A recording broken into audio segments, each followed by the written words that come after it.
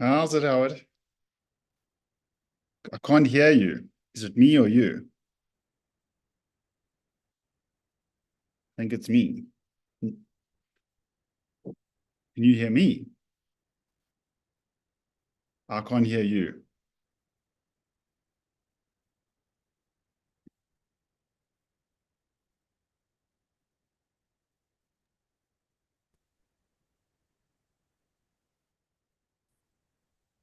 Mike, can you hear me now? Perfect. Cool. Good evening, everyone. The time is about 13 minutes to 7 p.m. and a big welcome to Michael Kransdorff. It looks like you're not sitting in Johannesburg by the background behind you. I thought I'd put up the South African Memorial Forest in Israel. It's Fantastic. in the north. Quite Well, appropriate. you'll definitely tell us about this. Mike, we've had a huge response for tonight's webinar. More than 2,500 devices already registered. That's about 6,500 people who will be watching us live at least. And then, of course, many tens of thousands of people come and join afterwards. And already I see on Zoom alone, we're at about a quarter capacity. So we'll probably fill up completely on Zoom as well. So, Mike, tell me, we're doing this in conjunction, the South African Jewish Report and the Jewish National Fund. And many people remember the Jewish National Fund from when they were kids. They used to give 5 cents or 20 cents for trees in Israel. Is that still what the JNF does? You know, Howard Feldman suggests that we change our byline to so much more than just trees. And so, yeah, we still do trees in Israel. We have the South African forest up north in the Galilee, where this picture is actually taken. But we do much more than just trees. We've been very active, involved in solidarity missions since the war to Israel. We recently came back from a solidarity trip to Israel, and we've done a lot of campaigns around awareness for the hostages. Has been a major project that we partnered with the base on. You can see our yellow pins we've been selling around town. And have you also got one? Well, I've Now, got my Bring Them Home t-shirt on. very nice, very nice. And we did yellow ribbons, and recently we brought out actually returned hostage Sapir Cohen from to South Africa for some rest and recovery, and to speak to the community, which was quite an amazing experience to hear her and to hear her positivity despite what she's been through. But Mike, you also do work in South Africa. In Mamelodi, there's a big JNF center, an environmental center. Tell us a little about that. I know we're being joined by people from all over the world. And as you join us, please tell us where you're joining us from. But I don't know if people here have actually ever been to the JNF center in Mamelodi. And can you visit? Yeah, you can. You absolutely can. It's actually very accessible. It's not that far off the highway, and it's in a really good part of Mamelodi, just next to the Mamelodi Mall. And it's about an hour drive outside of Joburg. And this is actually our 20th year. Towards the end of the year, we're thinking of having a 20-year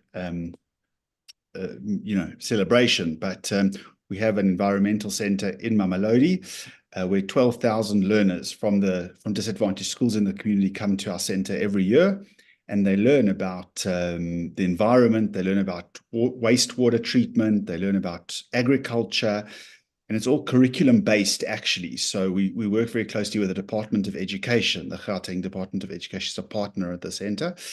And so we've designed the content. It's gamification for the students, but it's actually part of their curriculum. So they get to do things that the unfortunately disadvantaged school in Mamelodi don't have access to. And so they come to the center. We have a wetland at the center. We have a permaculture garden. So it's a very hands-on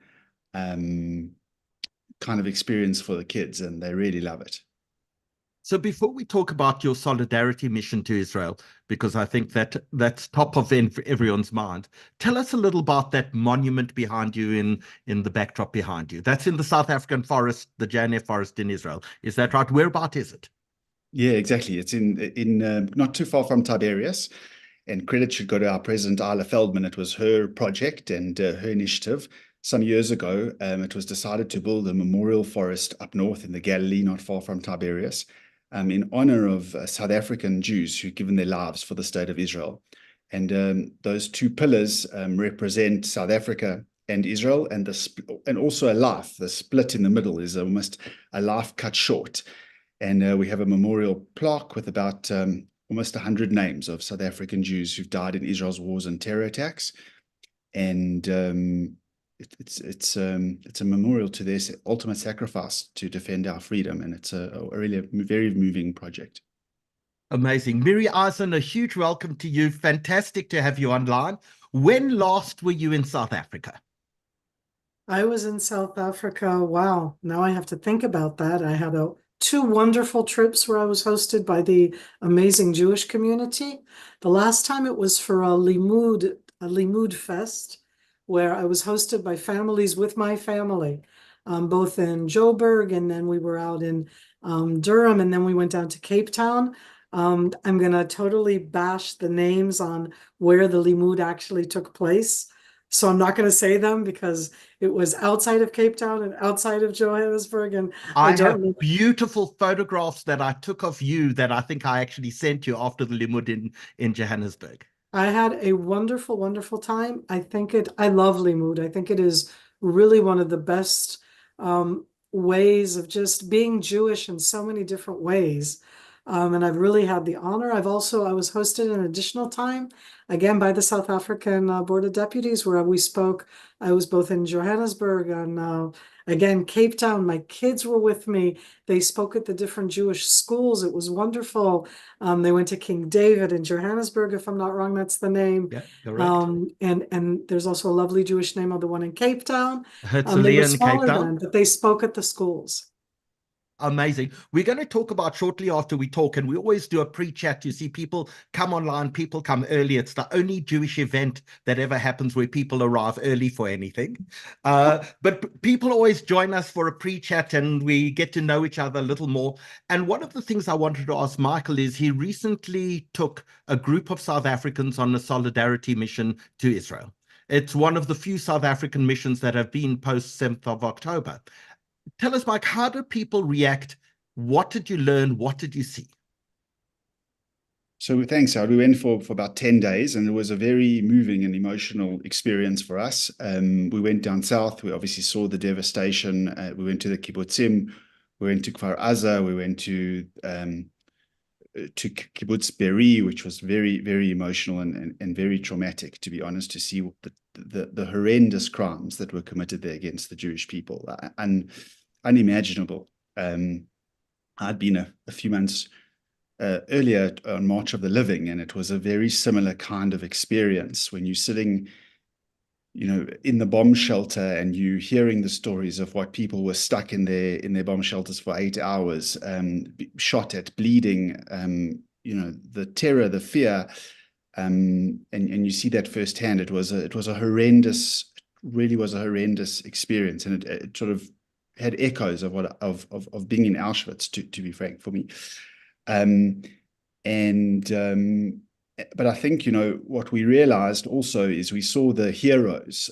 I think what we haven't done enough, we've told the story of what actually happened on September 5th, but we haven't done enough to tell about the heroes and the heroism on that day. And I think I was completely blown away by the stories of ordinary people that literally just took up arms and came down south to defend the country, to help liberate people stuck in their bomb shelters.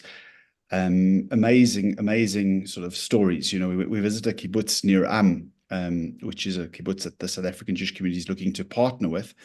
And they actually were able to keep the terrorists out of that kibbutz on the day. And we met one of the defenders of the kibbutz, Chen, who told it was sort of out of the book Exodus. That's what kind of came to mind. He told the crazy story of how 12 guys with guns literally kept tens, if not hundreds of Hamas terrorists outside of the kibbutz. They had a few rifles, and they were, shooting in different directions, giving them the impression that they had a much greater sort of force than they did. And sort of with strategy and they were able for 8 hours to keep the terrorists out. And fortunately, no one from the kibbutz was killed. But you don't realize his wife and children were sitting at the same time in the bomb shelter, and he didn't want to stress them out. And while he's busy firing his gun, trying to defend the gates of the kibbutz, he's on the phone to his wife, trying to calm her down at the same time to say, don't worry, everything's going to be all right. We can't imagine the trauma of that day and what the people of Israel went through. You told the story about someone of South African extraction, one of the commanders who was at Jim on the 7th of October. Won't you repeat that story? So we were very fortunate to meet Dan Goldfuss, who's just been promoted to a general. He's been one of the key people involved in effecting this war in Gaza. His parents are South African. He was born in Israel, but he was at Jim on the day. He lives up north in Netanya, and he saw reports of what was happening in the south. And he realized something was off. This wasn't an ordinary kind of attack. And he phoned his commanding officers and said, we need to mobilize. There's 35,000 men under his command, so he can really mobilize. And they said, look, we're not ready. We don't know. And he basically, I don't want to say defied orders, but he took matters into his own hands. And he phoned his wife and he said, look, I think something's wrong. I need to go down south. I'll see you back for dinner. He got in, changed. He had his army kit in the back of his car. And he drove down south, and while he was driving, was WhatsApping all of his people under him, senior people under him, to say, "Come, we've got to go, we've got to fight." And he got down south as far as Re'im, the music festival, and basically got out of his car with his gun and just started shooting for about an hour, fighting with terrorists in the middle of that massacre. He, rescued people, the partygoers from the music festival. He threw them in the back of his car. Bleeding, and his deputy was shot next to him, actually there during the attack. And after about an hour or two, he thought to himself that this is, I'm doing a good job here, but this is not my role. Like, I'm the general. I shouldn't be on the front lines. Like, someone needs to be coordinating the strategy and seeing how are we responding, what's happening. He realized that the situation was much better and had to withdraw from the music festival to a base and try and set up a chain of command and actually, retake the territory that Hamas held for a few hours. Miri, you were a colonel in the IDF. Do you ever leave active service? Do you get called back? Never. Meaning you never leave, but I think that that's true in its own way of when it's a profession which is very personal, but you're also part of something that's bigger than you. I'm very proud that I'm a colonel. It's not something that I take for a given. I worked hard and I was promoted and I was honored in that sense. The division that Michael was talking about before, I was the G2 of that division, Michael. I was which is the intel officer of that division 20 some years ago. I mean, even 25 years ago. I'm old, but as you just asked, Howard, do you ever retire? You don't. I still do reserve duty. I'll even say, I mean, here I am sitting at home. My husband was called up October 7th. He's a colonel, retired like me. He has been in reserve duty from October 7th. I've done in the last 9 months, I'm doing things that are more in the central area, more what we're going to call thinking jobs, as opposed to going out into combat. And this specific war happened to catch me where all 3 of my kids are in their compulsory service. So all 3 are serving now in the IDF. So it's all around us. You look around, my brother-in-law has been called up. He's also in that same division. It's just, we're all in it. And I think it just stays within us that we need to be there. We need to be able to work. It's very camaraderie. You go, you work with people, you're working together with them. And you know that you're doing something which is saving lives and protecting and defending, and you want to do it the best you can.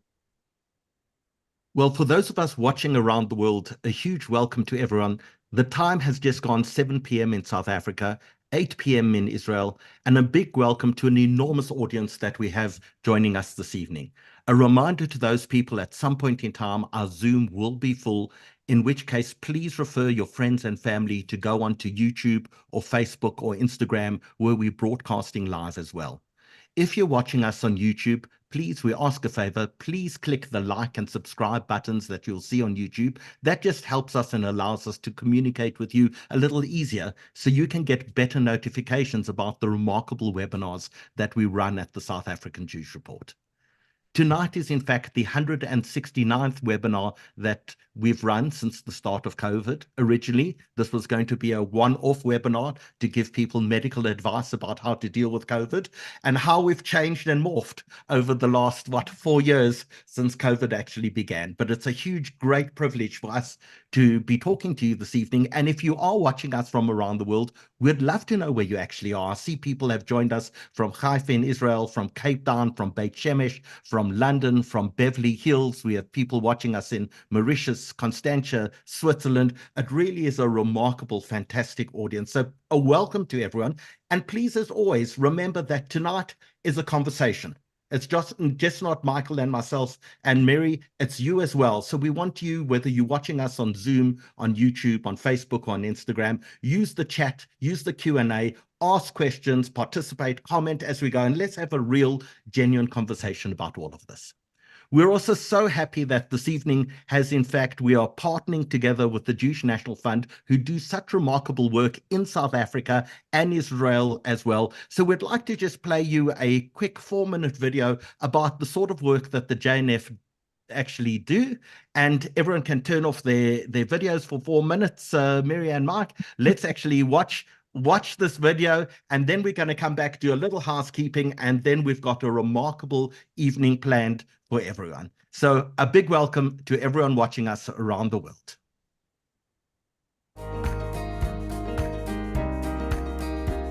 The JNF have been involved in South Africa for over 100 years. And in that 100 years, we have made a tremendous difference to the establishment of the State of Israel.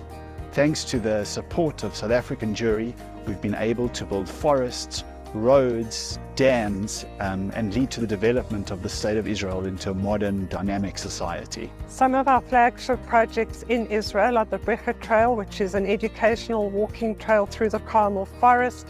There's the South African Memorial Forest, which commemorates South African soldiers that fell defending Israel, and our bomb shelter projects, which have saved lives. Historically, JNF has been associated with planting trees in the land of Israel, and we still continue to do that, but we're now doing so much more. We're bringing Israeli water and agricultural technology to South Africa to help improve the lives of people here and ensure water and food security. Our major flagship project here in South Africa is our project in Mamelodi. It's the Walter Sisulu Environmental Centre, as well as another environmental centre in Hammersdale in KwaZulu-Natal. It's wonderful to see the impact that the JNF has made on communities here and how perceptions of Israel are being changed. Everyone knows the functions that we organise in South Africa, the fundraising that we do for Israel, and the bond that we are creating between the South African Jewish community and the land of Israel. The JNF provides an incredible opportunity for the youth to get involved, to be doing something different and to be a part of something that is bigger than yourself. Through our educator seminars where we send teachers to Israel, through bringing our shlichim into the schools to learn more about the land of Israel, through our cool hikes and picnics, there is something for everyone. Recently, in partnership with the base, we brought returned hostage Sapir Cohen to South Africa, and she told the community of her harrowing story of spending 55 days in captivity at the hands of Hamas. We've also organized solidarity tours to Israel at this important time to show the people of Israel that the South African Jewish community, despite the views of our government, stand firmly behind them during this terrible war. As part of our campaign to raise awareness for the hostages in Gaza, we, together with the base, distributed thousands of yellow ribbons across Johannesburg. At the JNF, we're building future environmental Zionist activists.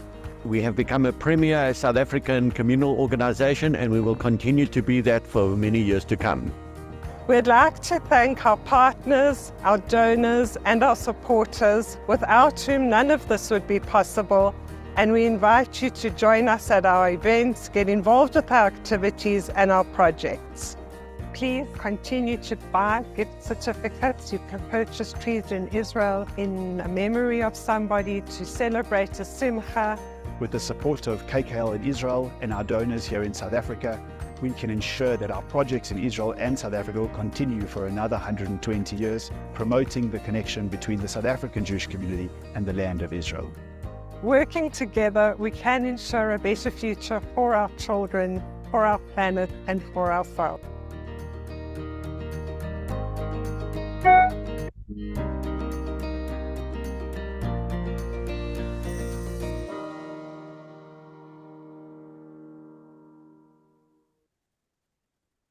So a big thank you to the JNF for partnering with us this evening. And of course, Dylan is on control this evening. Dylan, a big welcome and thank you very much. Tell us what's on the front page of the Jewish Report this week. Yes, with pleasure. Good evening, everybody, and welcome. It's a full house tonight. Very, very excited for this webinar. Lots of people mentioned during the week saying how excited they were and how they're looking forward to it. Howard, see my screen right now? I can. So on the front page of the Jewish Report this week is the Chief Rabbi's speech and blessing at the inauguration of Cyril Ramaphosa as our new president. A very difficult decision to make by the Chief Rabbi of whether in fact he should participate in the inauguration of our president or not, given very much the attitude of our previous government, led by Cyril Ramaphosa, towards the South African Jewish community in Israel. So we cover quite extensively what the Chief Rabbi said.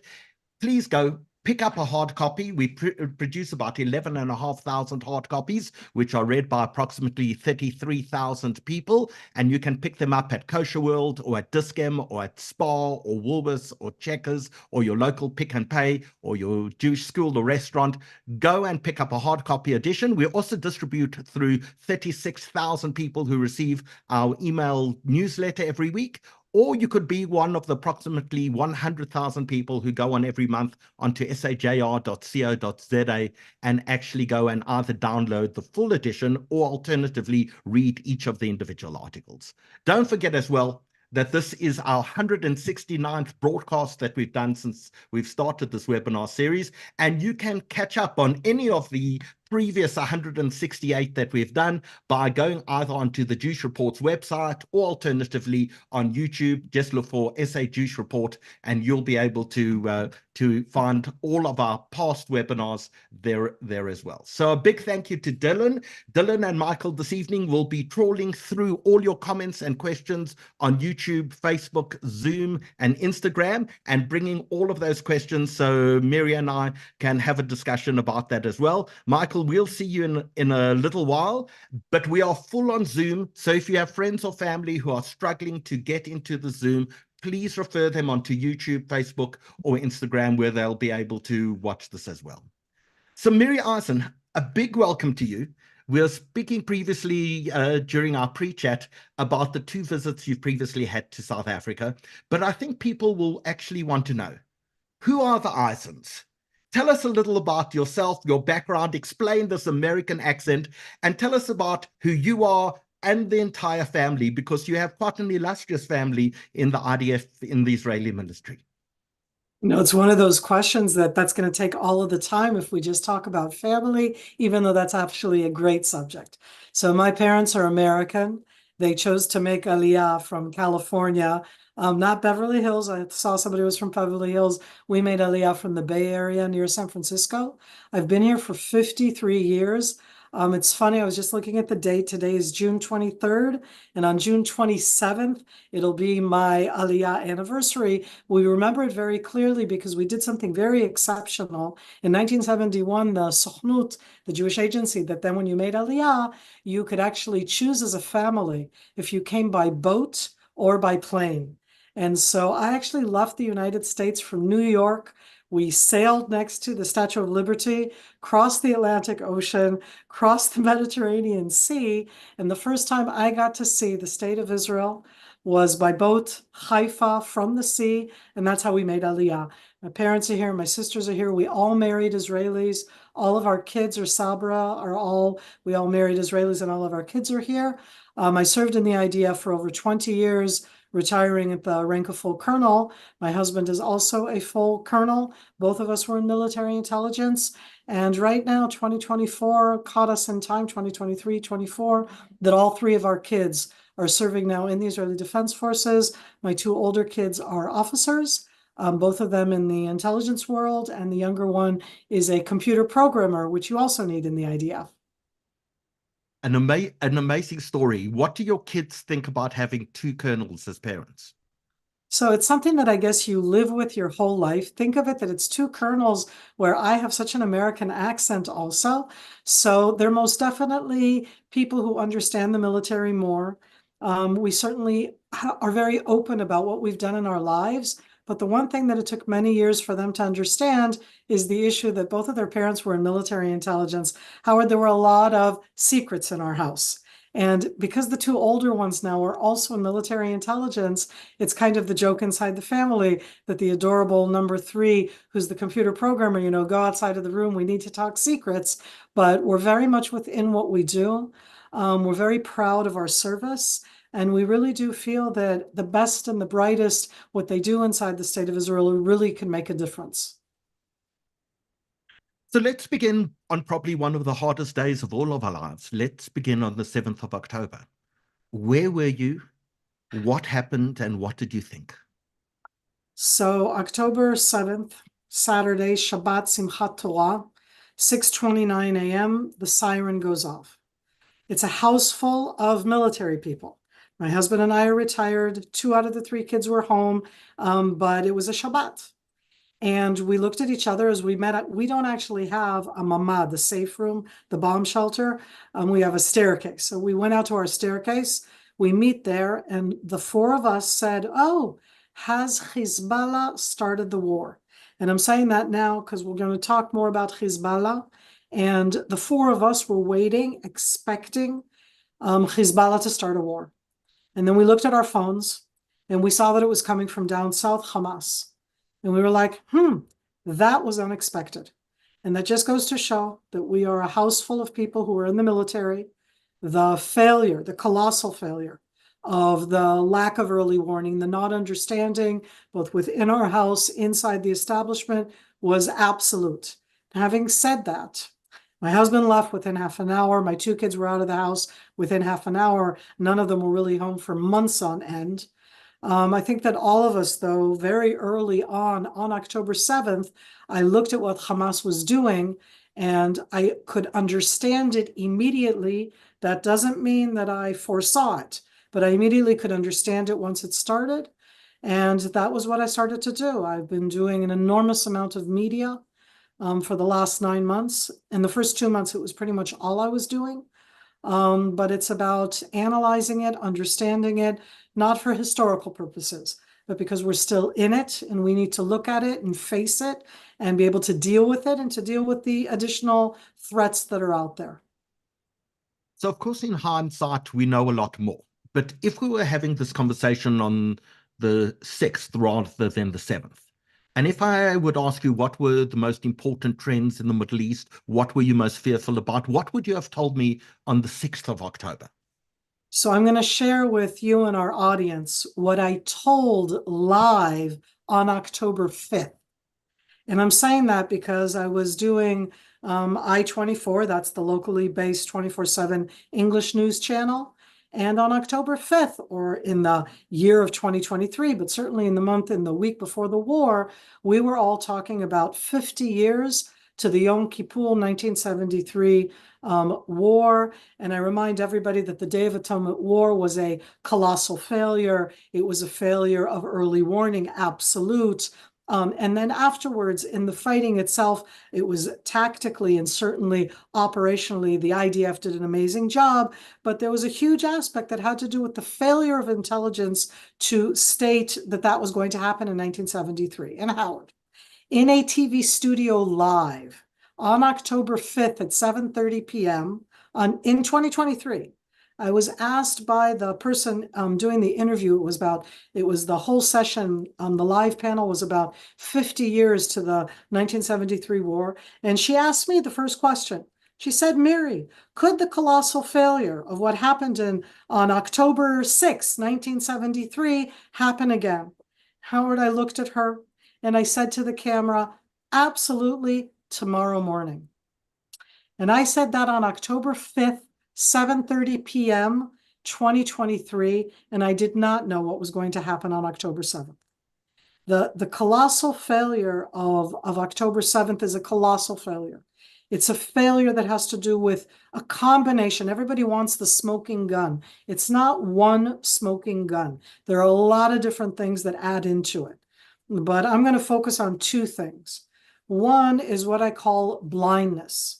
It's similar to what happened to the US in 2001 in the failure to stop a 9/11 because, and I say blindness, when you have all of the pieces of information and you see them, you even read them, but you do not put them together. You do not understand them. And that was one of the failures of October 7th. And it's a very strong one.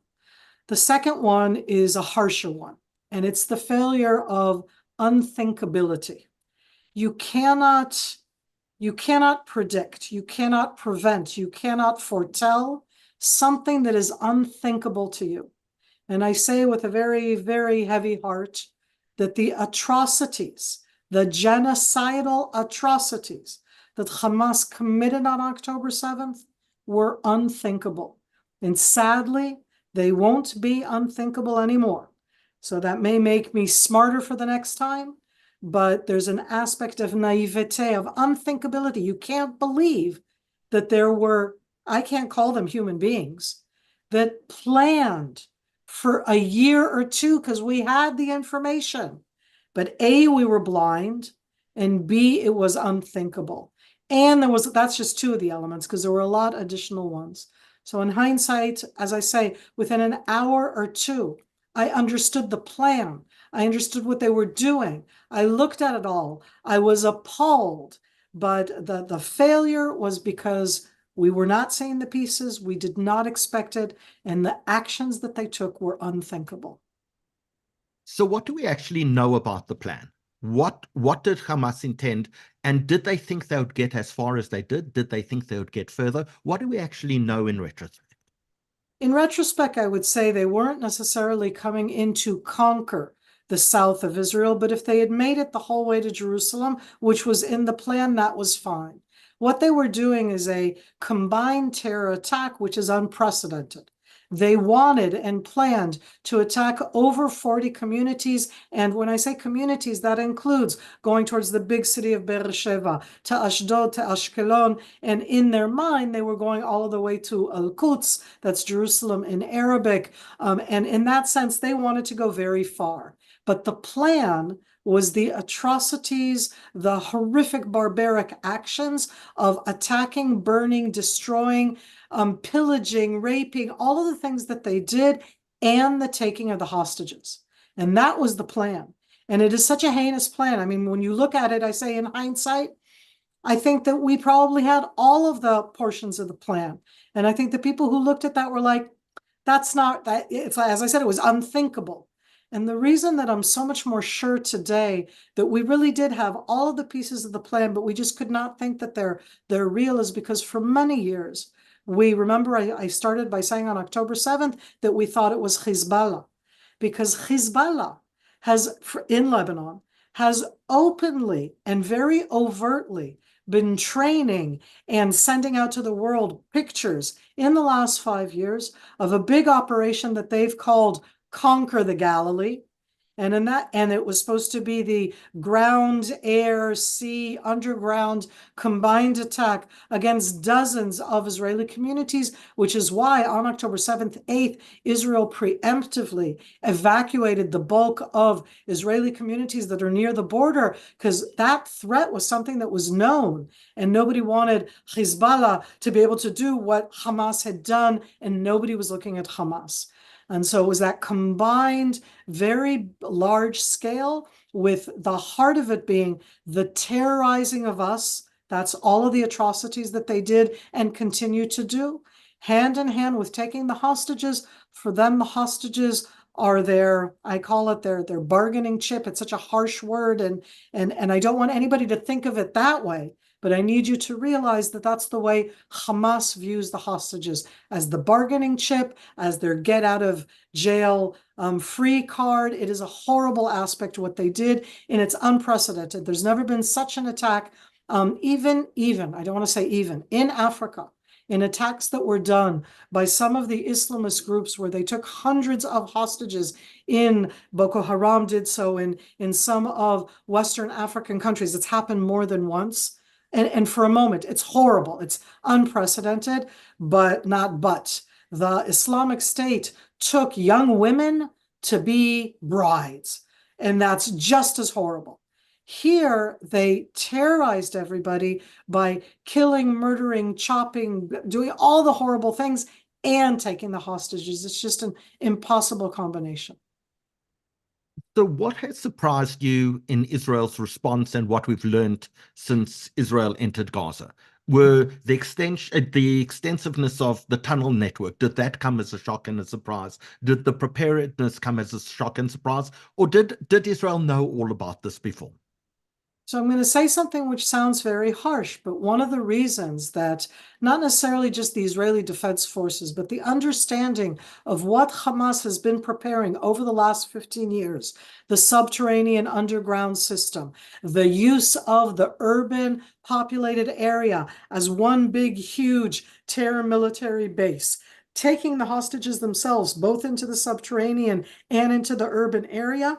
All of these are things that were known up front, and it's one of the reasons that nobody, really nobody, wants to go in and conquer the Gaza Strip. So you say, in hindsight, you should have done it before, there would have been less. And I say, it isn't that there's ever a good stage for a horrible war. It would have been a horrible war 10 years ago. I want to remind everybody, we left all of the Gaza Strip 19 years ago. And in its own way, I do think that we wanted to believe that Hamas was becoming more responsible and that they were going to invest in their 2.2 million people, something that they did not do. But I'm not surprised by the amount of tunnels. I'm not surprised by the capabilities. You also, there's two different kind of, I'll call them types of tunnels. There's strategic tunnels that are the ones that the IDF, because they put out footage all the time, they're the ones that have electricity, that they were built for a very long stay. They're very deep underground, and they give the Hamas fighters mobility to be able to move from north to south to central. Just today, when we talk about the actions that are taking place in Rafah, that through that subterranean underground system, the terror fighters can then go back towards Khan Yunis, where we were already fighting. From Khan Yunis, they can go to the northern Gaza Strip, where we were fighting last year. But that whole system was built over 15 years. So I'm not surprised, but I'm appalled. And there is no military tactic. I'm not even talking operational level, because to destroy the tunnels, you do it pretty much 100 meters at a time. There is no easy way, and the IDF tried to invent ways. And as such, it means that I'm not surprised. And pretty much from October last year, since the beginning of the ground operation, the understanding that I've brought to the table, and we're already 9 months into this, is that this ground war goes on for a very long time. Because until we destroy that underground subterranean arena, Hamas, military Hamas, I'm not talking about the ideology, but the military capabilities have mobility, and that we need to destroy. So talk to us a little about, it is 9 months, you mentioned it. You know, I think many of us were hoping that we're near the end of it, but you're indicating that that's not a possibility at this point in time. What is a military possibility, and how do the politics interplay with that to potentially prevent a military victory? So let me start with the military victory, because I don't want the voices and the rhetoric and the politics that are there. For a moment, I'm not exactly naive, but they're not part of the military action. The Israeli military action in the last 9 months has been slow, systematic, clear, and in its own way, they've taken it stage by stage. I was in the room where the decisions themselves were made, but I was in some of the thinking groups that were talking about it, and it was very clear that it would be stage 1, high intensity, and that was more what we were seeing in October, November, December last year. Stage 2 within the Gaza Strip, just to destroy the Hamas terror capabilities. It would be what we call focused arenas, meaning into Khan Yunis and out of Khan Yunis, into Rafah and out of Rafah, and all of those consistently to destroy the Hamas military terror capabilities, their cache of weapons, to destroy the tunnels. And the tunnels, to do so, I'm like snipping with my hands. You do it slowly, 100 meters at a time, and there are hundreds of kilometers of tunnels, and you're only snipping them 100 meters at a time. That's going to take a long time. And the military strategy in that sense is still to constantly target the different, because the Hamas themselves have tens of thousands of operatives. That doesn't surprise anybody.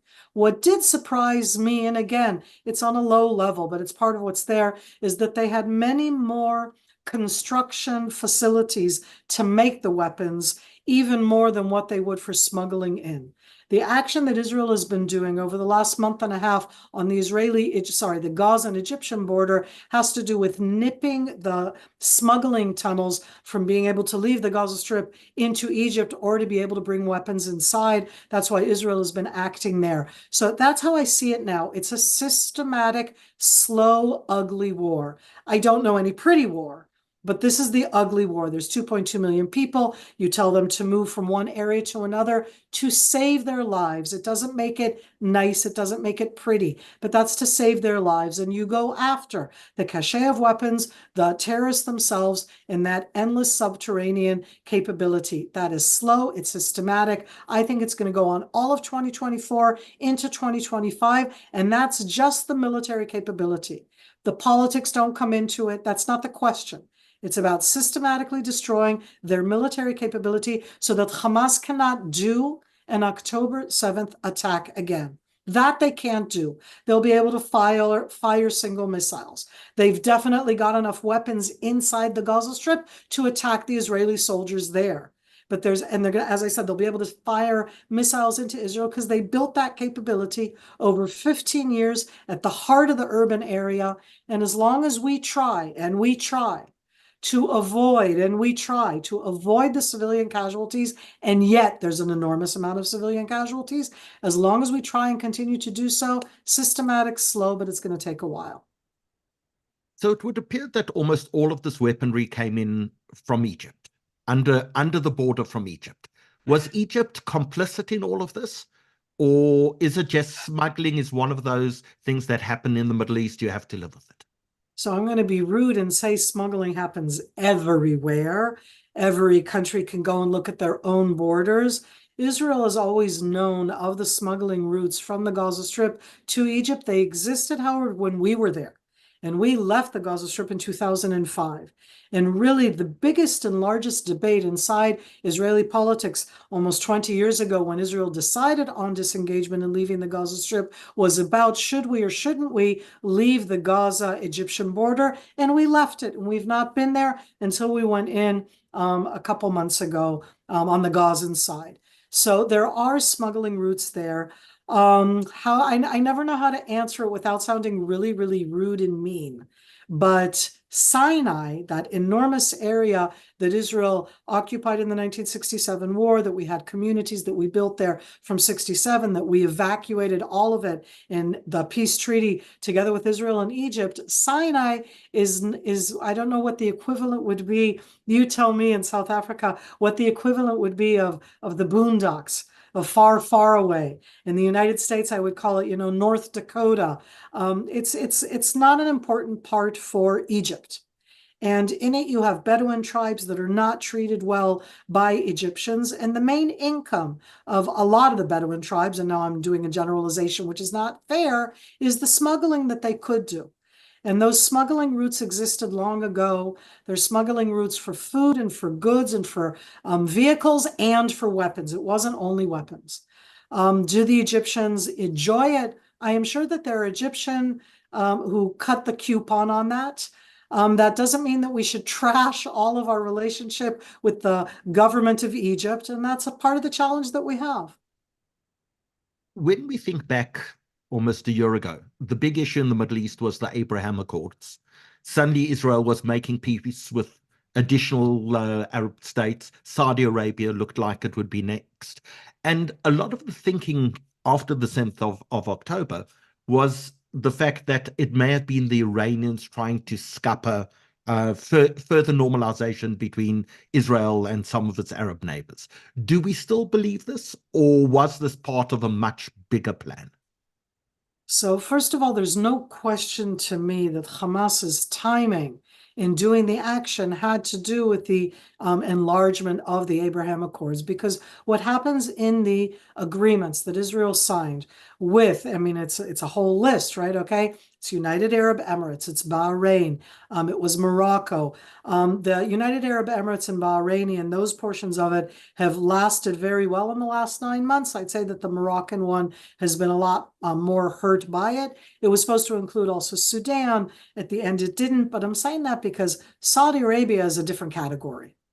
And for Israel to arrive at a resolution with Saudi Arabia without there being an Israeli-Palestinian resolution, that may bug Palestinians worldwide.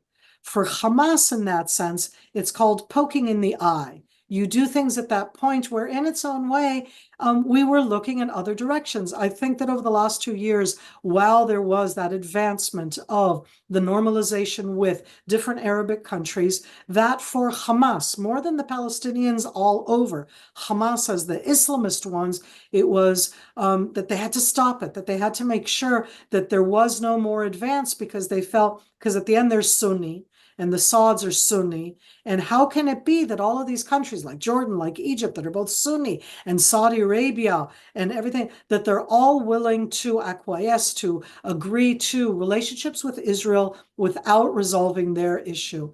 And in that sense, that's like a trigger. But you mentioned Iran.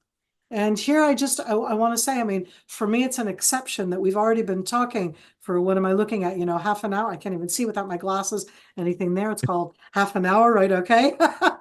And I haven't yet mentioned Iran, and thank you for mentioning them. And I say that because to me, there's no question whatsoever, and to all of those listening right now, Iran, the Islamic regime of Iran. This isn't about 90 million Persian-speaking people.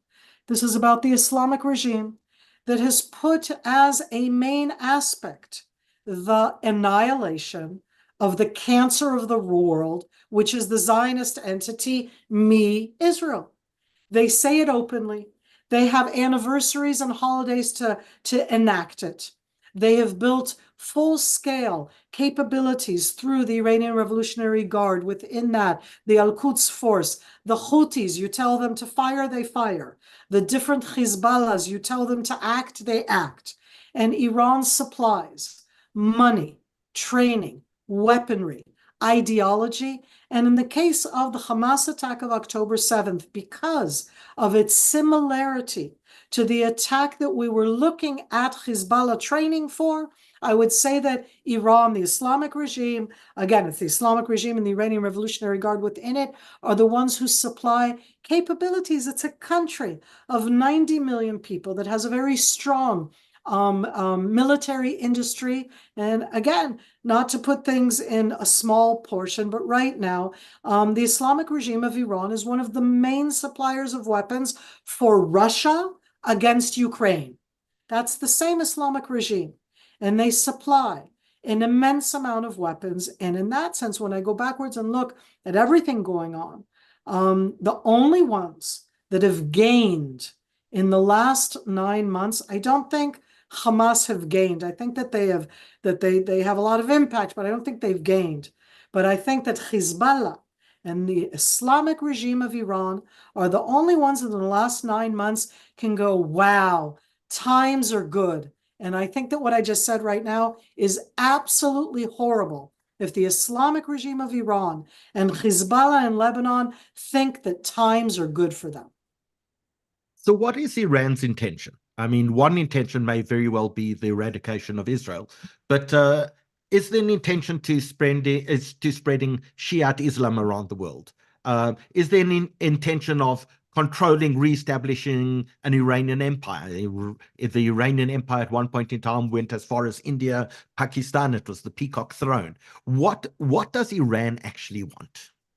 So again, I do that distinction between 2,500, 3,000 years of Persian culture, history that have given so many things to the world, and between the Mullah Islamic regime that took over Iran from 1979 until 1986 under the Ayatollah Khomeini, that everybody remembers his face. He's a very distinctive picture. And from 1986, and we're in 2024, under the Ayatollah Khamenei, what do they want? They want an Islamic regime. They want to feel that what I'm going to say now is from the Iranian Islamic regime's point of view.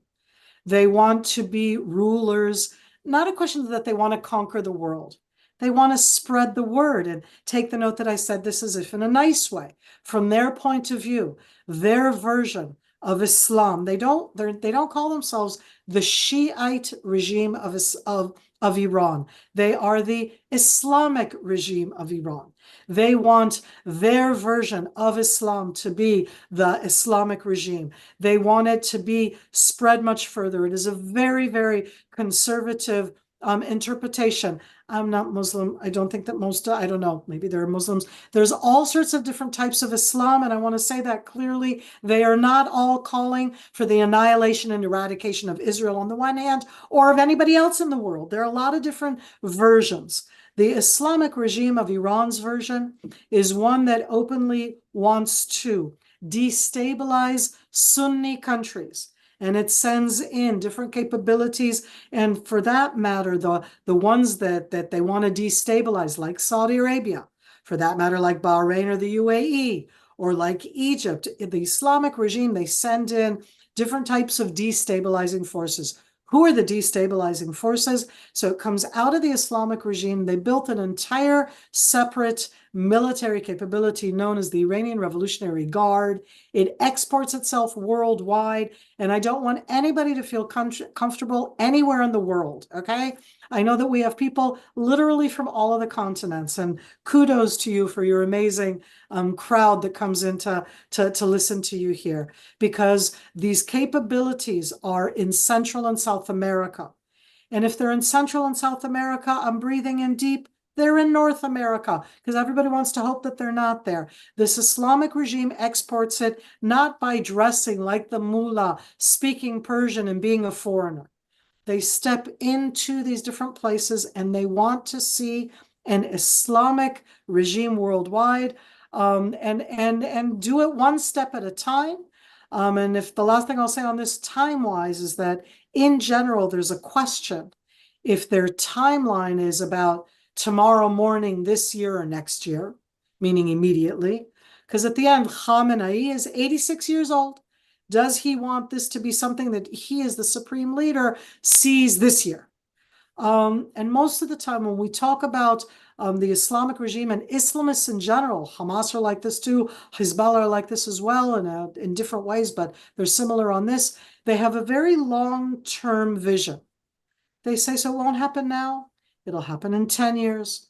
If not in 10 years, in 30 years. It's a whole different way of looking at it, and you take it one step at a time. And I feel that the events that we're living in the last 9 months are the result of 25 years of planning, of 25 years of delegitimizing Israel, of dehumanizing Israel.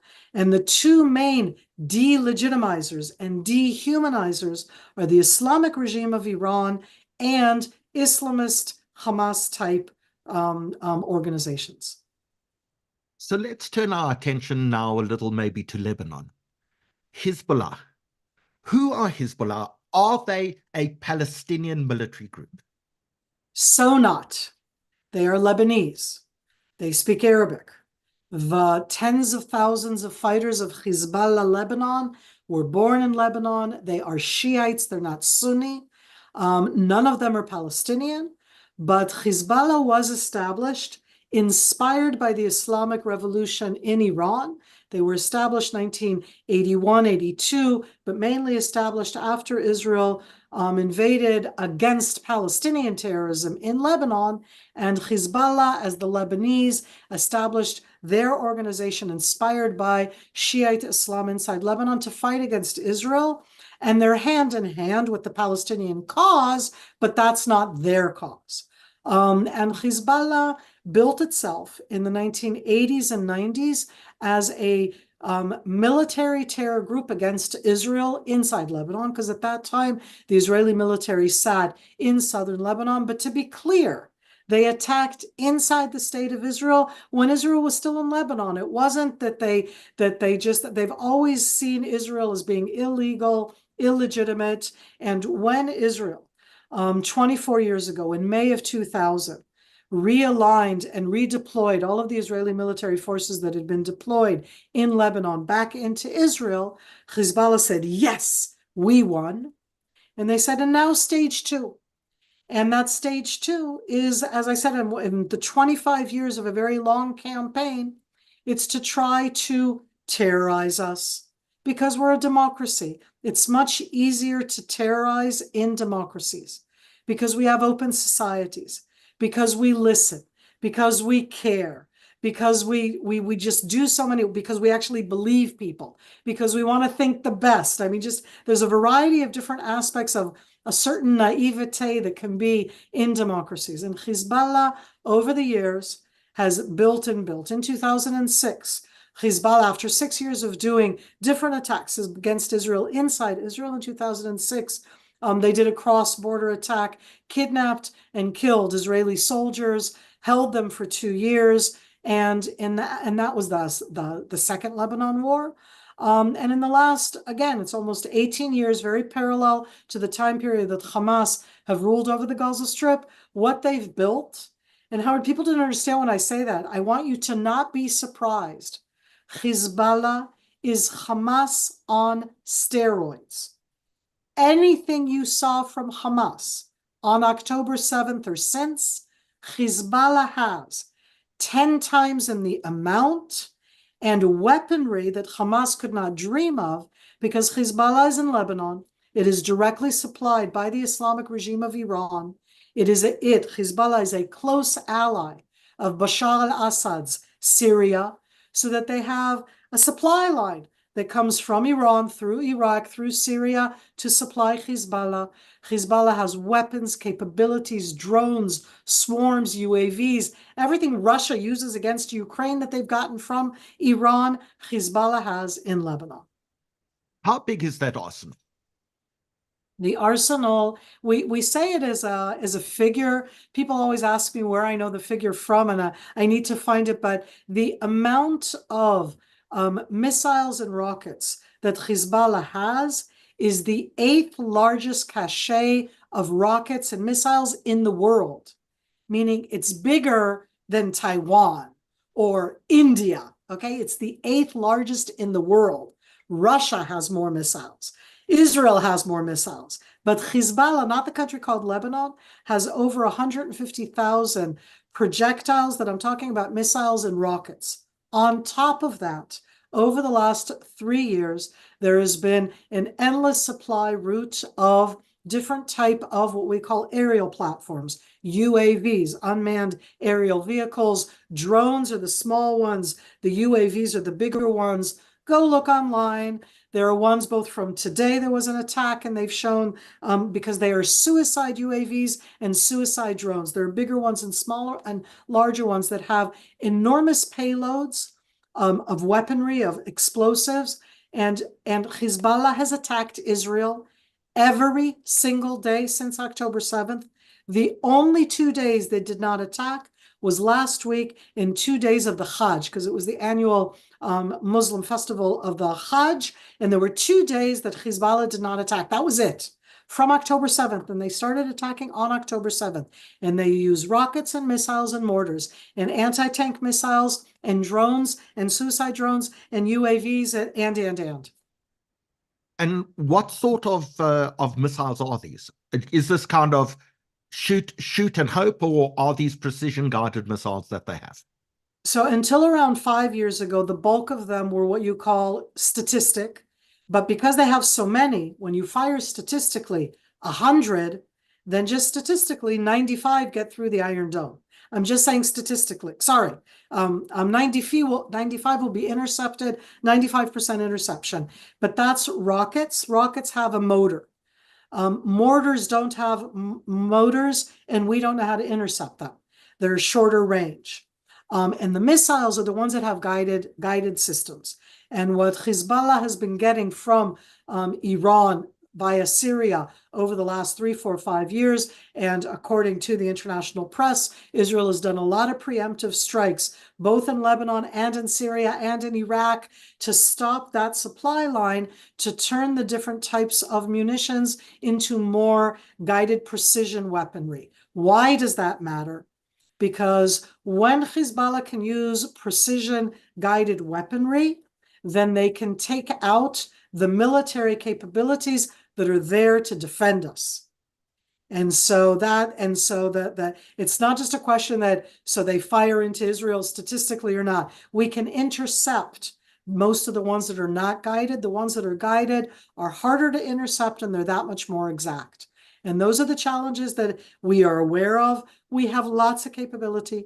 Israel develops lots of capability, but this challenge is one that, looking at the Russia-Ukraine war, looking at the Iranian attack against Israel on the night of April 13th, 14th, you can see it's effective, but, and I say the but, because some will get through.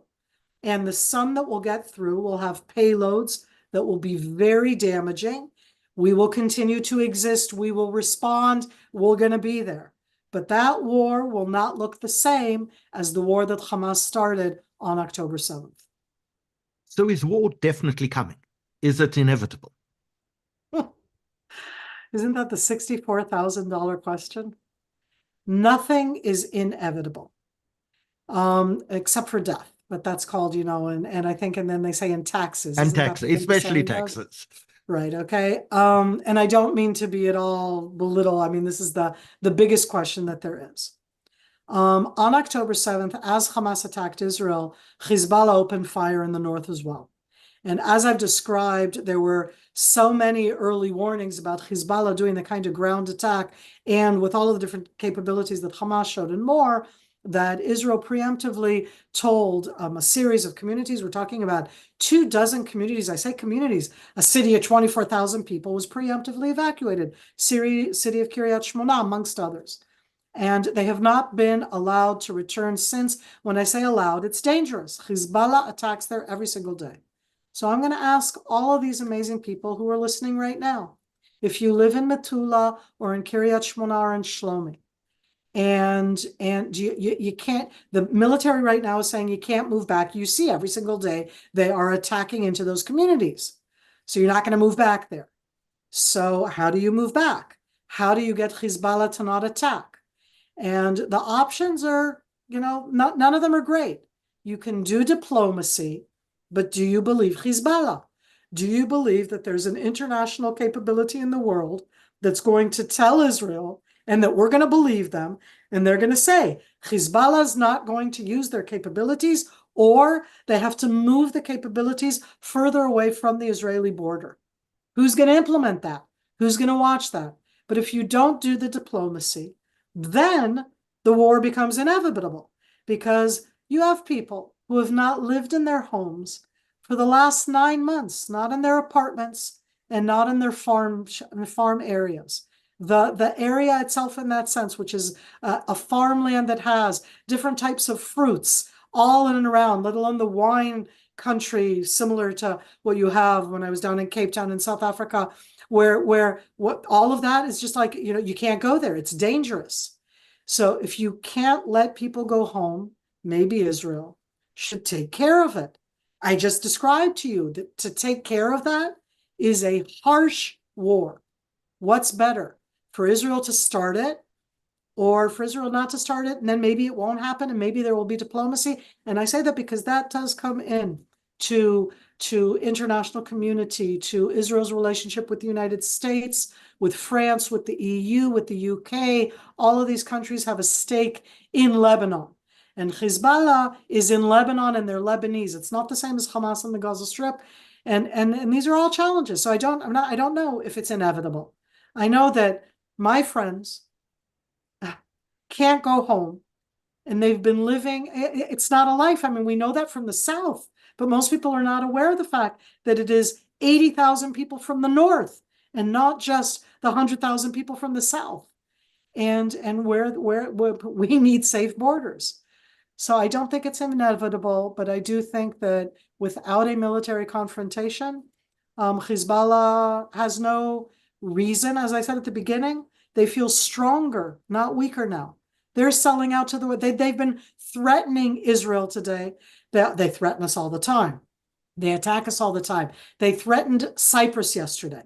They threatened Cyprus. Cyprus is part of the EU. The EU said, you can't go out and threatening Cyprus, but that's where we are right now.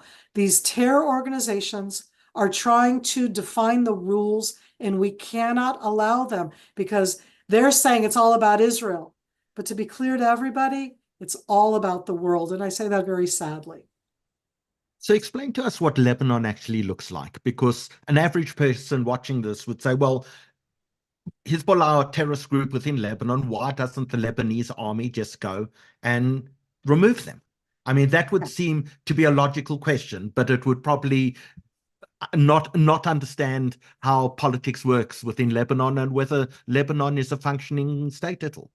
So Lebanon is a sovereign state that has in and around 7 or 8 million people.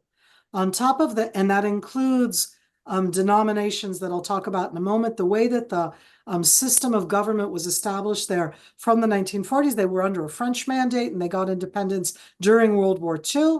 And they built a very unique governmental structure, which is based on the representation, and the term that they use in Lebanon is confessions, of different confessions. And you have Sunni, Shiite, Alawite, and Druze. All of those are said to be Muslim, even though they're not all Muslim, but I'm saying it in that way. And then you have 12 different Christian denominations that each one of them, that's the confessions, and each one is represented in parliament.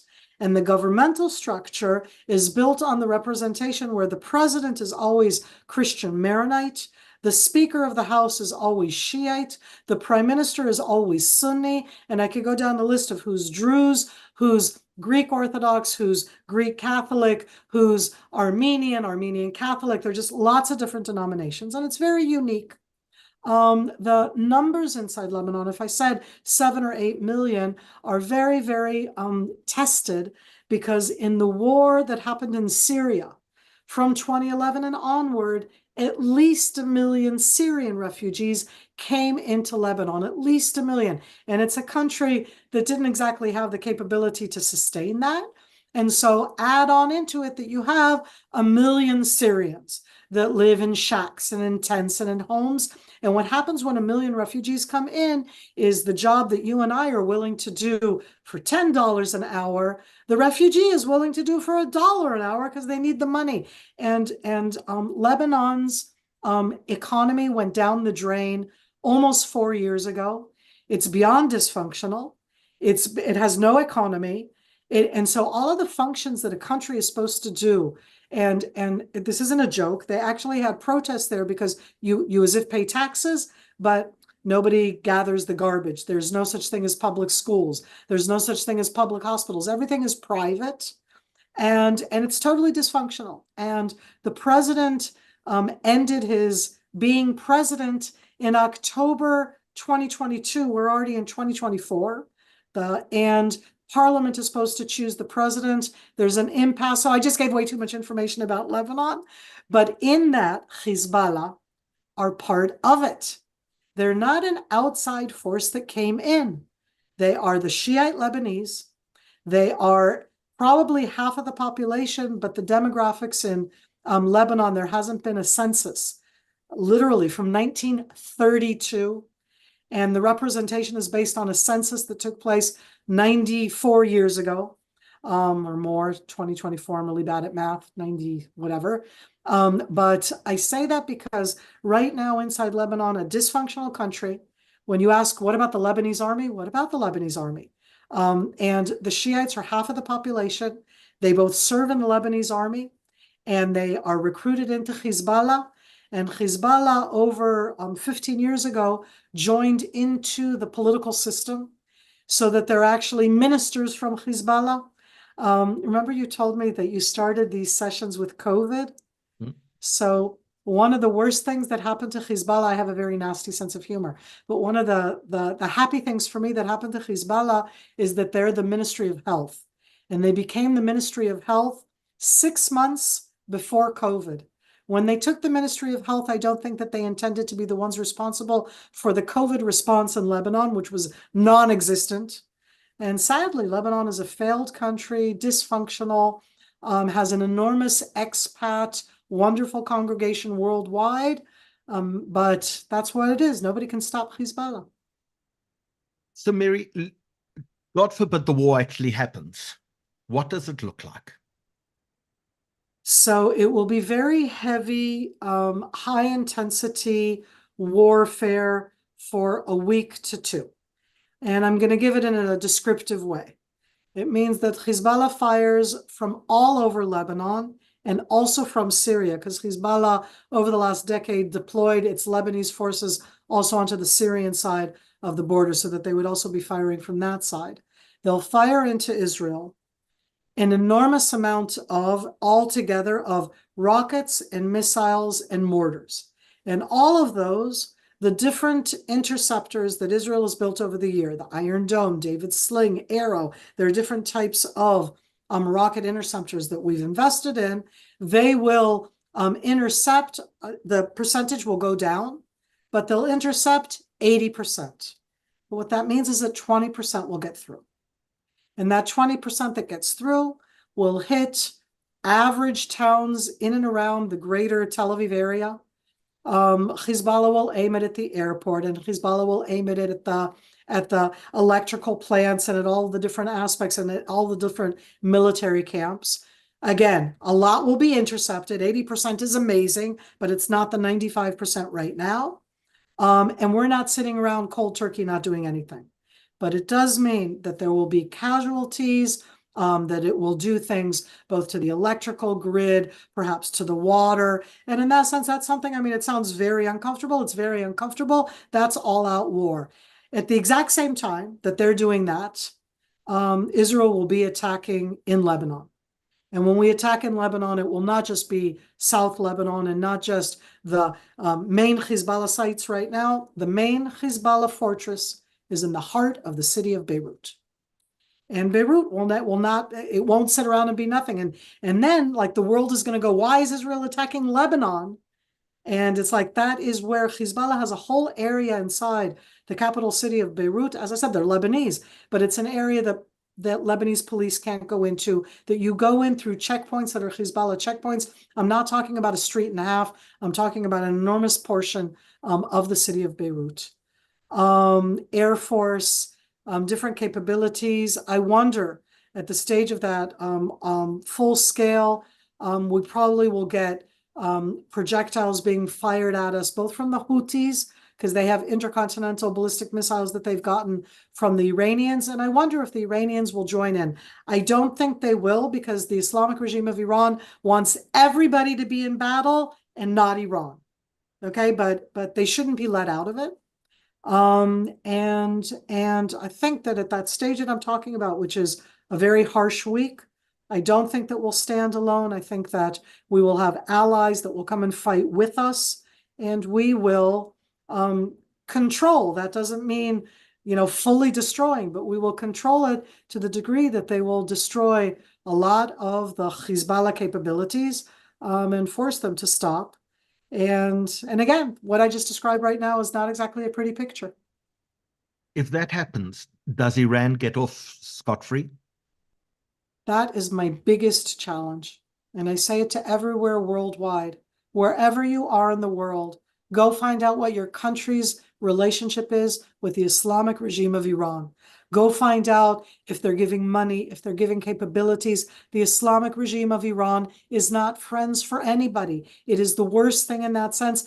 And it's not that, it's the boogie, it's the octopus, but it's just like you said, they keep getting off stark free. They attacked Israel with 300 projectiles on the night of April 13th, April 14th. And essentially, they kind of got away with it. Why? Because everybody's afraid of Iran.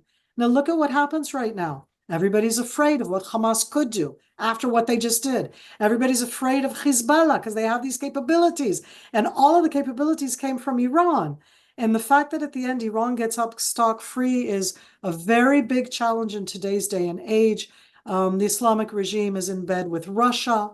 And I say that because looking around, I wonder about China. You look at these different countries and you go, not good times in and around the countries that really do not, it's not just a question of democracy. This isn't about the naive aspect just of democracy, but really talking about the destabilizing, weapon-producing, terror-exporting countries of the world today. Miri, I want us to take a 2-minute break because you've been talking for an hour and I'm sure you need something to drink. We want to come back and talk about a few things. We want to talk about what is Israel's best option. And we want to answer so many of the literally hundreds of questions that have come in while you were talking as well. So we're going to have a 1-minute advert from Mantis Security, which Dylan's going to play for us. We're going to raise some money for the JNF because the JNF has this project for firefighters in the north. And we know the north is going to be really, really hot. And people who are watching us this evening who are able to contribute and give some money to try help the safety of what's happening in the north of Israel, would love them to participate in that. And then we're going to come back and answer all of these really difficult questions. And I see there've been a lot of questions about the Israeli Prime Minister as well. And I'm going to try to put you on the spot. When you come back, you can duck those with pleasure. So Dylan, let's watch the Mantis video, please.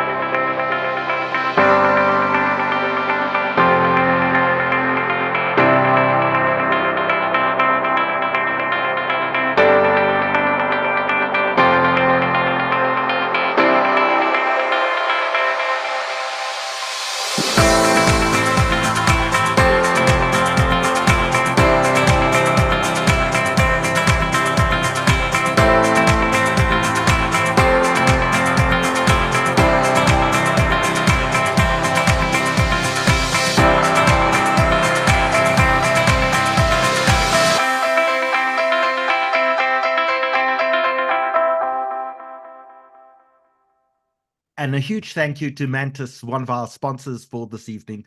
But Michael Kransdorff, if I could ask you to join us, please. The JNF, you were talking earlier about your solidarity mission that you did to Israel, but you're also supporting firefighting in the north, in the Galilee, on the Lebanese border. Tell us how we can help. Thanks, Howard. A big thank you to Miri for joining us on this webinar tonight. And as she mentioned, the situation in the north is really serious and maybe forgotten. People don't realize that 80,000 people living in the north of Israel have been evacuated from their homes. And those communities have been shelled by Hezbollah with rockets and tank fire for the last 6 months. That situation has escalated quite dramatically in the last few weeks. And over 6,000 hectares of land in northern Israel has actually been set on fire. Forests, agricultural land, homes, and the JNF, one of our roles and our partners in Israel, Keren Kayemet Le'Israel, KKL, are involved in firefighting activities in the state of Israel, and they are being overwhelmed at the moment by the number of fires that are taking place because of the Hezbollah rockets and attacks on northern Israel. And they've reached out to us to ask us to help support the firefighters that are left in those areas and are trying their best to prevent these fires. So we've chosen to raise specifically to help the firefighters, and all the money will go to two things. We're going to be supporting buying special vests for the firefighters that are actually running into these fires and trying to put out these fires. So special vests, each vest costs 4,500 Rand. And we've committed to Kakal in Israel that we as a South African Jewish community will try sponsor 100 vests for additional firefighters so that they can stop these fires. And for bigger donations, the Kakal has asked for mobile firefighting units, which are sort of pumps with water that can be put on trucks. They haven't got enough the firefighting trucks for the fire, and they've had to innovate with trying to repurpose trucks for that project. And we've committed to raise two of these mobile units of 2,500 Rand each. We've already managed to raise one mobile firefighting unit, which we're very proud of. And so we're still looking to raise another 2,500 Rand for another one. So Mike, if people are able to make a donation on the screen in front of everyone at the moment, there are two things. One is the JNF bank details, which is at Standard Bank, account 300 465 270, and the reference is firefighting. But there are also people who may want to be able to make a donation through their credit card. And what they need to do is they need to pick up their cell phones and they need to point it towards the screen and they need to turn on their cameras. And if you can turn on your camera and you point it at what they call a 3D barcode over there, it will just open up a PayFast link and people will be able to actually make a donation using their credit card for the JNF. And it gives you an option if you'd like to donate 100 Rand, 500 Rand, 250, 1,000 Rand, or your own amount. So if you are able to, if you are in a position to help support the firefighting teams who've been putting out blazes caused by Hezbollah rockets in the north of Israel, then please take a moment, put your camera pointed towards the screen to that barcode that you see on the screen over there, and it will open up the PayFast link and you'll be able to make a donation through to the JNF and help the firefighting that has been caused. Michael, give us the amount again of how much of the north of Israel has been burnt by the fires created by Hezbollah. 6,000 hectares. There have been over 122 fires in Israel, and most of those have happened in the last few weeks. So the firefighting divisions are really overwhelmed, and if the war escalates and there is the type of full-on conflagration that Miri's talking about, that situation will be much, much worse, and they'll need more support. So also, if people would like to make a donation tomorrow into your Standard Bank account for the Jewish National Fund, they're able to take a photograph of the bank account details. And I'm going to ask Dylan to also post it into the chat on YouTube, on Facebook, on Instagram, and on Zoom as well. So people will be able to make a donation as well. So Mike, a huge thank you to the JNF for everything that you're doing and allowing us the opportunity to try help Israel at this enormously difficult time. So the bank details Dylan is posting at the moment. But Miri, welcome back. And I'm going to ask Michael to stay with us as well, because Michael, you've been going through a lot of the questions and the comments that people have been posting across all of the channels. And if you have a question or a comment, please use the chat section of Zoom or Facebook or Instagram or YouTube now and post your question, or use the Q&A section. I see there are 26 questions that have already arrived in the last few minutes. Miri, I hope you don't plan on sleeping tonight. We'll try and be reasonable. We're going to enjoy this on all sides of the world. Okay, hit me with them. So I want to start, if I can, first of all. You mentioned countries that have a close relationship with Iran, and South Africa is one of those countries. We see the South African former Minister of Foreign Affairs, Naledi Pandor, her first visit after the 7th of October was to Iran. She called Hamas, according to Hamas, to congratulate them on the success of the Al-Aqsa flood attack on Israel. We know that South Africa has been used as a proxy of Iran in return for money to fund the African National Congress and its election campaign. South Africa has been willing to become a proxy of Iran itself to, number one, protect Iran at the International Atomic Energy Agency, number two, to expand BRICS to allow Iran into a coalition and in some of its isolation, and number three, to get South Africa's full backing and support, and we believe for Iran to train, in fact, operatives in South Africa as well. What can you tell us, if anything, about the relationship between countries like South Africa and the Islamic Republic of Iran? So it's clear to everybody that this is both a touchy subject and one that we need to look at in the face. International communities have diplomatic ties with lots of countries. And I say that because it isn't that Iran is isolated the way that North Korea is. I think it should be, but it's not. And in that sense, meaning Iran has managed to avoid being a pariah country. And I want to call it out. I want to call us all out. I want us to take note that the Islamic regime is not the Persian-speaking culture that we know of 2,500 years. And what the Islamic regime has done, and one of the most successful portions of what they've done, is in using the social media platform for information warfare, in the sense that they amplify voices that are horrifically anti-everything that I think all of us stand for. I have entire lectures that I give about the aspect of how successful they are. And in that sense, I think that they make an impact, especially in the terminology and the framing in places both like South Africa and other ones, where they call that they're talking, because the Shiites really do think, Howard, that they are the oppressed people in the world. They really do think that. And because of that, the aspect of oppressed people and being against the oppressor, about talking about in that type of terminology, talking about justice and talking about different Islamic values. And again, I'm not against Islam, but this is about the Islamic regime of Iran.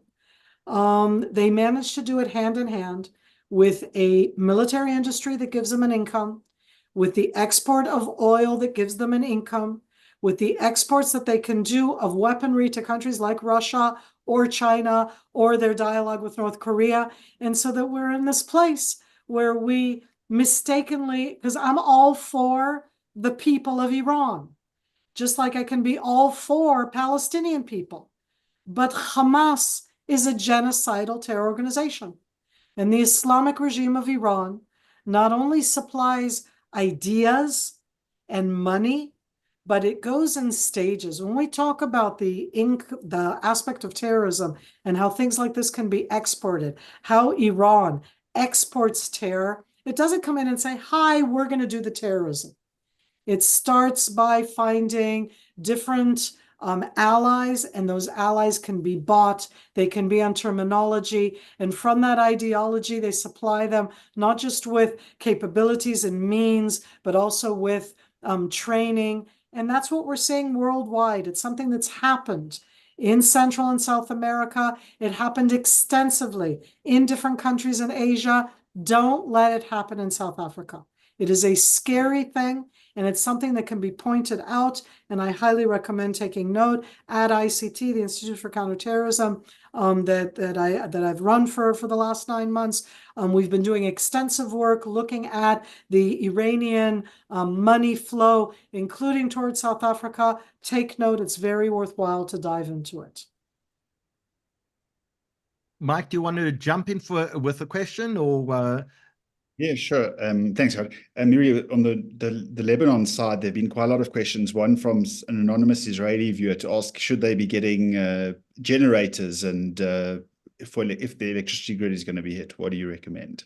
We've got lots of really what I think is that, hi everybody, I'm in Israel. I live in in the greater Tel Aviv area, and I asked that question to myself: should I go and buy a generator? So I have not bought a generator, and I'm saying that because at the end, I think that a hard week is something that we can handle. And when I say a hard week, it's not that there won't be electricity for the entire week, because the issue of the generator is the one mainly like that. But I do think that there are going to be missiles that will get through, and there are going to be casualties closer to the greater Tel Aviv area than we've seen in the past. I would say that it's always correct inside Israel, certainly in the last 9 months, to be prepared for the extra little things, which is called the 6 bottles of water. There's like a list that the home front always gives. But no, I didn't buy a generator. But you did buy a battery-operated radio. I actually own one, and I've always owned one. Hey, I read all of the EMP, sci-fi, end of the world kind of books, so those who know what I'm talking about, and I don't have a kit the way that they do there. But yes, you want to have a radio because you want to be able to have that information. And it doesn't matter if your phone isn't working for an hour or even for 24 hours. We're so used to it that you want to have the information. And all you need is, few batteries and an old-fashioned radio. I see a few people have asked the question about nuclear warfare. Is nuclear off the table at this point in time? Nuclear warfare is a completely different arena. And when we say nuclear warfare, it's not actually about the warfare, it's about nuclear deterrence. Let's everybody get this straight. Nuclear bombs were used once in history on 2 days against Japan, and they've never been used since. And what developed was nuclear deterrence. So the question is, if Iran goes nuclear, what that does, because when you have nuclear capability, it's not about using the nukes. You use the nukes, it's the end of the world. It's what that capability that you have the nukes gives you. And just look at Russia. Look at what Russia has done, not just against Ukraine and I mean the Crimean War, the Crimean War in 2014, against Georgia and different areas. When you have nuclear bombs, you can threaten to use them, that's in deterrence, and then do all sorts of actions, and everybody's kind of scared. So I do not think right now that we're talking about a nuclear war. I do think that the possibility, I think I'll say otherwise, that Iran almost already has the benefits of nuclear deterrence, of as if being a nuclear power without being a nuclear power. And that's terrible. That bites into what I was saying before about Iran and the Islamic regime and what they want to do and what they supply and how they impact. And that's not good news for the world. Mike, do you want to go? Yeah, sure. Another question that was asked about the war in the north, Miri, is this a war that we can fight from the air, or will it require boots on the ground? Will we have to put our soldiers at risk, similar to what's happened in Gaza?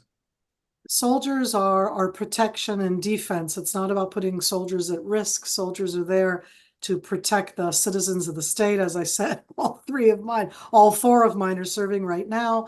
And in its own way, I don't want to put anybody at risk, but at the end, it's going to be the trained soldiers who are the ones who are going to be able to fight that war. This is not an air war.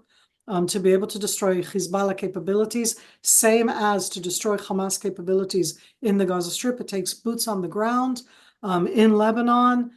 Yes, that would definitely be a part of it.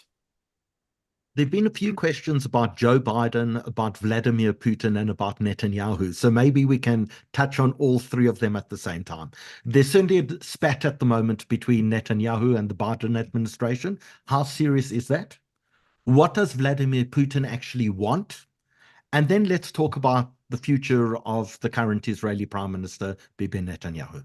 I really appreciate that question. And to whoever asked it, really, you think that I know what Vladimir Putin wants? But okay, I'll try and give some kind of an answer in that sense. And again, that's me and my sense of humor. I appreciate all of the questions. The United States is a superpower. Russia thinks that it's a superpower.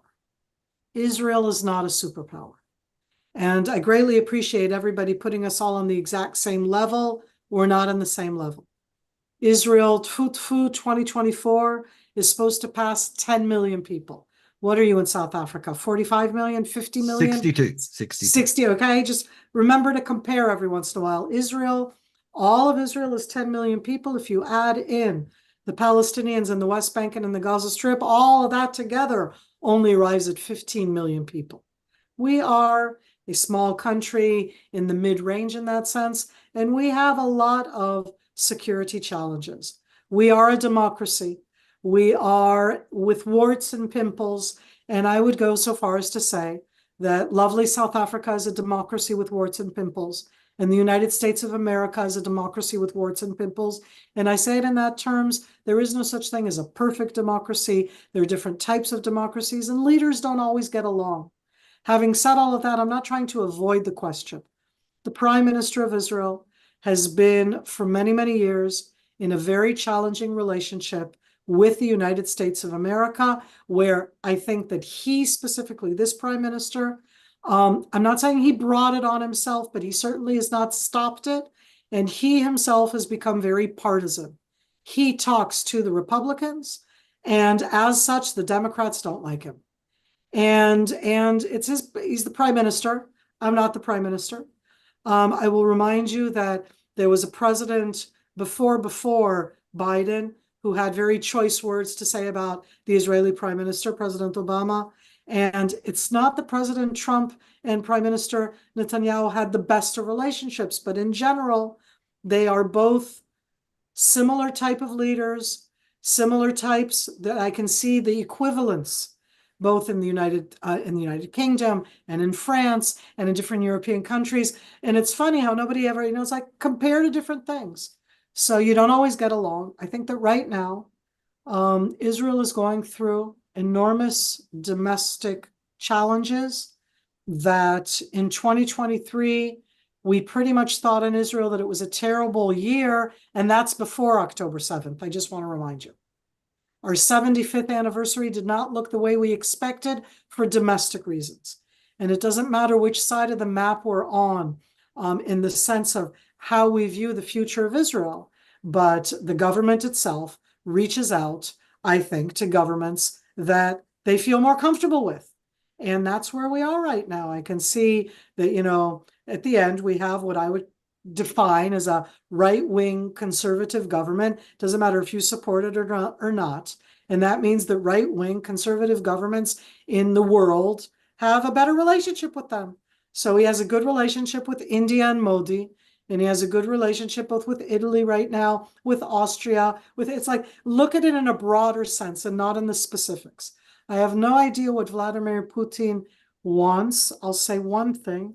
I'm probably the only person in our small, intimate group of thousands of people right now who's actually not just been in the same room with Vladimir Putin, but when I was the Prime Minister's international media advisor under Prime Minister Olmert in 2006-07, I was with the Prime Minister twice in Russia, met Putin twice. He is the only person that I've ever been in a room with of all the world leaders that I've met. And let's not, I'm not the world leader. I was the spokesperson. I was there for my own job.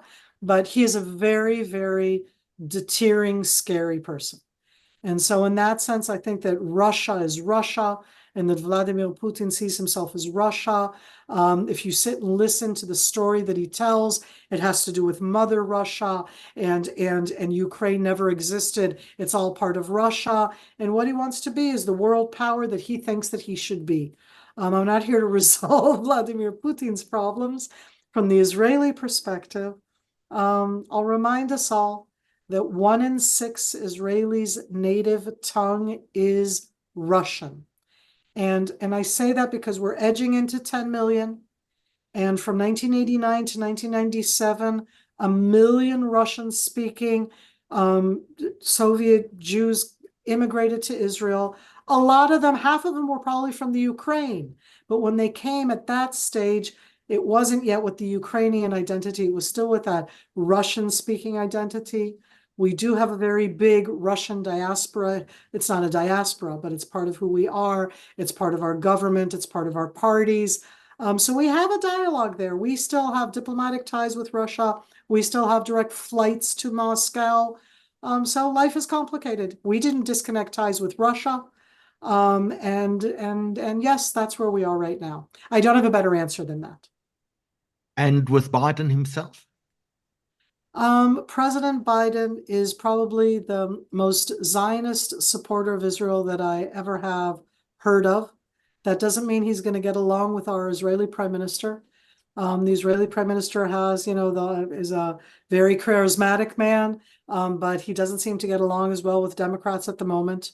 And yes, there's a spat going on. As we speak right now, the Israeli defense minister, who's in the prime minister's party, is in the United States. He's meeting with the American defense secretary and with the secretary of state. And so there, again, I try to take notice of actions and not necessarily of the rhetoric. And that doesn't make it any easier right now, because I really do think that the biggest challenge right now for me as an Israeli is not President Biden, let alone Putin and Prime Minister Netanyahu. My problem as an Israeli is that there's a younger generation, not Biden, older generation, a younger generation that think that I, Israel, am white, colonial, usurper, oppressor, worst country on earth. And that is something that needs to change. And that's not about Biden. Michael, we have to let Miri go in approximately 5 minutes. So I'm going to allow you one last question, and then I'm going to ask if it's possible that we end on maybe a positive note in my final question as well. So, Mike, which of the audience's questions do you want to throw at Miri now? Miri, I think a lot of people, you touched briefly on it, but people are asking questions about the domestic situation in Israel, the rising protests against the government, Gantz leaving the government. Will the government be able to survive? And if there's another election, who will be the next prime minister of Israel? And how does that affect the war, both in Gaza and in the north? So it's wonderful questions, and I don't have answers. And I think that we all want to have clear-cut answers. I don't know South African politics. I live here. I want to remind you, we had elections in 2019, in 2020, in 2021, and in 2022. I mean, do me a favor. We've had more elections than you can imagine. So when there are elections, again, because there will be elections at some stage, either full term of this government or not, it's hard to say who will be there. Has to do with Israeli demographics. There's no clear-cut figure in Israel right now that is a clear-cut leader figure that I would say that's the next prime minister. And I'll just remind everybody, we do not vote for the prime minister. In Israel, we vote for political parties, and it is the head of the parties that are the projected leaders. And right now, Netanyahu is still, with the war and everything going on, still the strongest leader inside Israel. There are their names, you all know them, between Lapid and Gantz, if Bennett would come back. But it's very hard to tell. And yes, it does impact the war.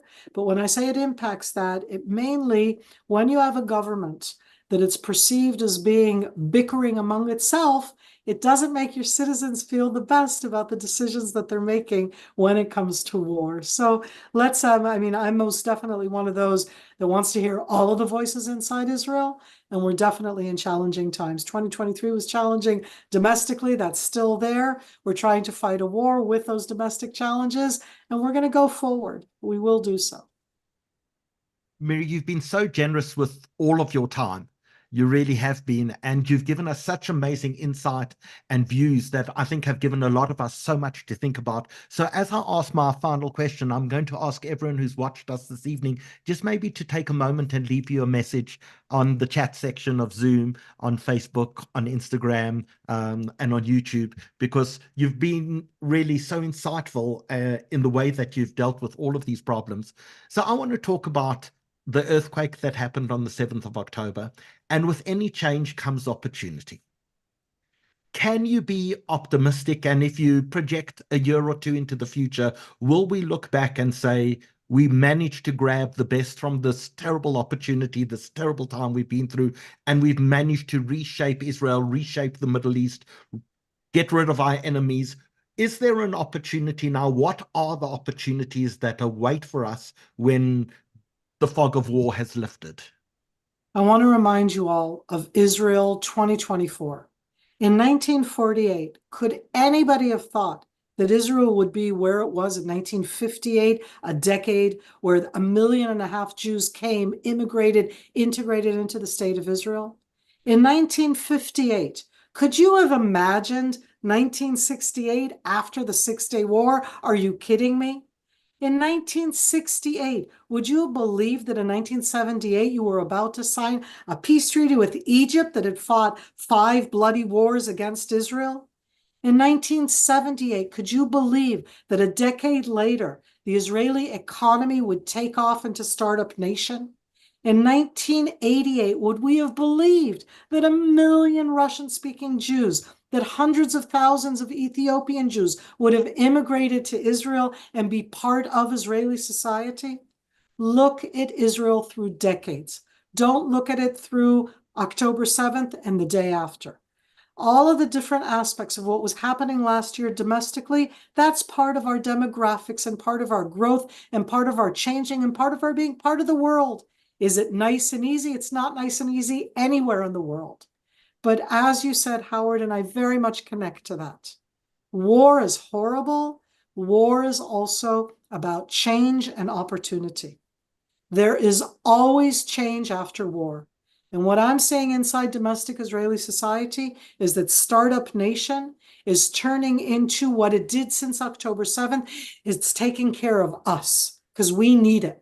We are a country terrorized, trauma, in war, fighting war, isolated, and we're trying to work within ourselves, and that's good. That's where we need to be. But in a connection, talking like this with this amazing audience overseas, let's make the opportunity and the change and the ongoing something that we do together, because we will make it better. Every decade, we make it better, and that's the decade that we're in now as well. Miri Eisin, it's been such a privilege and such an honor to be able to spend this evening with you. I'm wearing my Bring Them Home Now t-shirt now. There are still over 130 hostages being held by Hamas. It has to be our priority to get them home. Every Israeli life, Jew, Christian, Druze, Muslim, is absolutely sacred and important to us. That has to be our priority. They need to come home safely and freely. Miri, thank you so much for your generosity, your time, and your amazing insight. Mike, Thank you so much. Mike, if you don't mind, I'm going to share the details again for people who want to make a donation through to the JNF, to the firefighting. We can talk over the screen for another message. Don't forget to please leave us a thank you message for Miri. Miri, I will copy all of these and send them through to you, because I think it is so heartwarming to see the amazing response that our audience have received for you this evening. So to everyone Thank you so much. So I'm going to say Laila Tov from Jerusalem, from Tel Aviv, V'Laila Tov, V'Toda, Toda. Laila Tov to you, and may your family remain completely safe as well. Miri, thank you so much. Toda, Laila Tov. Laila Tov, Miri. And Mike, shall we tell you some of the other webinars that we're busy working on at the moment? Oh, great. Next. Are you old enough to have remembered a movie called A Lollipop? No. 50 years ago, South Africa was absolutely taken by a remarkable movie called El Lollipop, a friendship of a little white kid and a little black kid. It was a tearjerker sobber. 50 years later, we've tracked down the producer. We are going to be showing and screening El Lollipop to our audience and meeting the producer who today lives in Israel. The kid, the little black kid who was 8 years old at the time, is now 58 years old. We've tracked him down as well. And so we're going to be broadcasting that in the not too distant future. We're also going to be doing an amazing webinar with Shurat Hadin, the group of lawyers who actually bring justice to the victims of terror around the world. We're going to be doing a webinar with them, and we've secured the rights from Sheryl Sandberg. Sheryl Sandberg, you all know, is she was chief operating officer of Facebook. And she's done this remarkable documentary on the abuse of women on the 7th of October. And she's given us the rights to broadcast her documentary that we're going to be showing to our audience as well. So we've got an amazing few webinars that will be coming up over the next month. Mike, what do you think? Sounds great. Very interesting. Going to keep us at home and busy during these cold winter months. The cold winter nights, you need something to do besides snuggling under the blankets, although I think so many people watch us under the blankets. So just tell us in our last few moments, just tell us exactly the money we're raising tonight. Why is it needed for firefighters in Israel? Just explain the problem to us and the problem, hopefully, that we can help solve. Thanks, Howard. So Hezbollah has been firing thousands of rockets at the communities in northern Israel. Over 6,000 hectares of land have gone up in flames, and there have been over 120 fires in the last few months in the north of Israel. And Israel's firefighting capability has been overwhelmed by this, and we really need to support them. They've asked us for vests to help, special vests that the firefighters can go closer to the fire and be able to put them out, as well as mobile firefighting units that can help to repurpose trucks so that they're able to expand the number of vehicles they have to take on the massive number of fires that they really are not actually prepared to handle. Amazing. So if you are able to, please either take down the JNF South Africa bank details on the screen now, or alternatively point your camera at the barcode and it will open up a little page that will allow you to make a donation through your credit card details as well. So a huge thank you to everyone who's joined us this evening. We had an absolute massive audience tonight, and we look forward to having you on a webinar again very soon. So to everyone, please stay warm. For those people who've joined us from around the world, it's been such a privilege and such a pleasure to have all of you on board tonight. Michael, thank you for co-hosting this with us. Really appreciate it. And congratulations to the JNF for the amazing work that you and your team do. You and Bev have been absolutely inspirational for our community. So thank you so much. Thank you. Thanks for all the support, and thanks to everybody. Good night, everyone. Cheers. Good night.